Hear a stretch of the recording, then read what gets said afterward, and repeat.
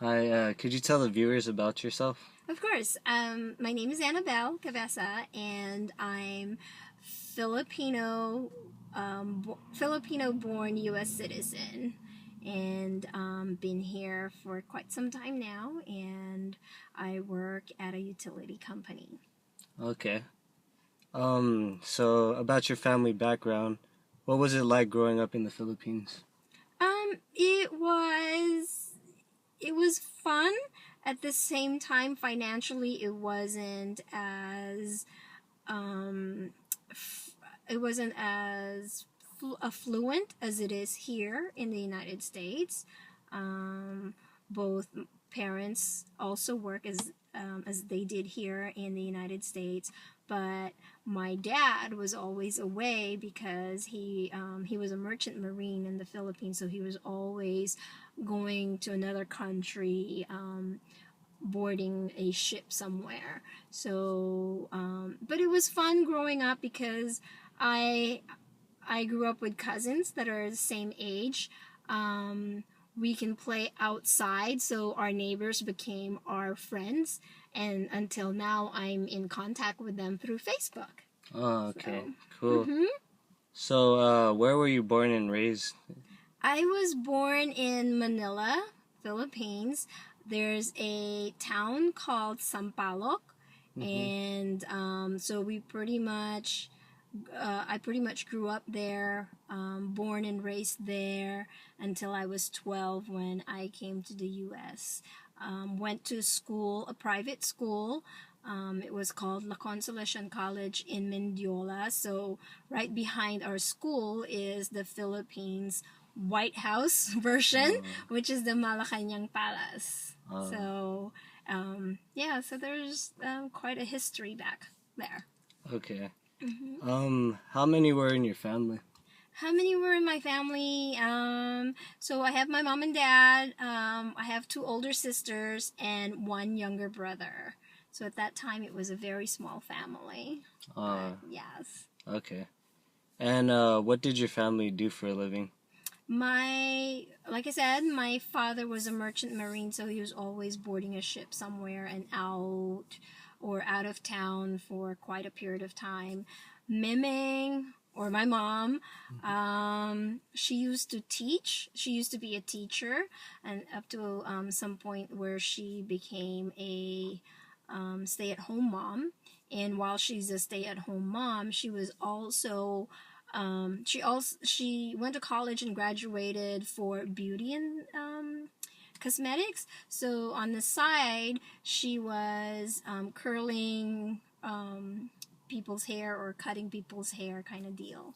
Okay. Hmm. What So she did? was a hairdresser. Okay. Hmm. What did she teach in the Philippines? You know, I believe she taught before I was even born, or before I could even really have a cognizance of it. So I'm not really sure, but I think she was teaching grade school. Grade school. Yes. Okay. Mhm. Interesting. Um, what do you remember about growing up there? What do I remember about growing up there? I remember having lots of friends that live next door to me or live a block away from me. And on days where we don't have school, we play outside with Philippine known games, like Tumbang Preso, which is we'll put a can in one spot and then we all try to hit it and knock it down with our slippers or something. There's also a version of a game, in American it's called hopscotch, but it's called oh, I forgot what it's called now, but it's you throw a token and then you go through a set of step kind of deal on the ground. Mm-hmm. But it's called hopscotch here, I believe. And then there's also what they called patintero. Mm-hmm. So you'll have two people trying to block your way sort of deal. So the goal of the game is you start from one end to get to the other, and to get to the other end you have people blocking or trying to stop you from getting through. Oh, okay. So yeah, there's lots of games.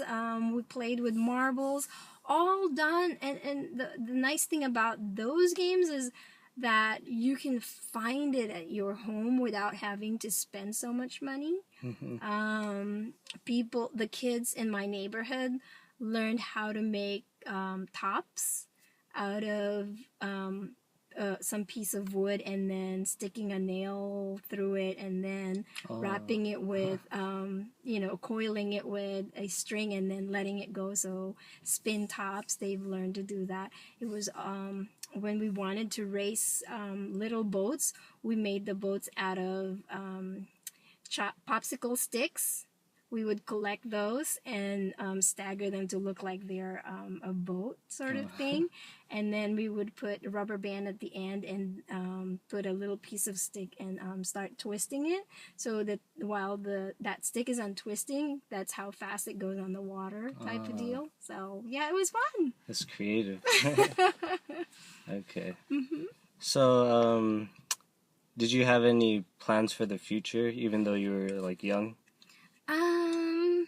Not that I recall.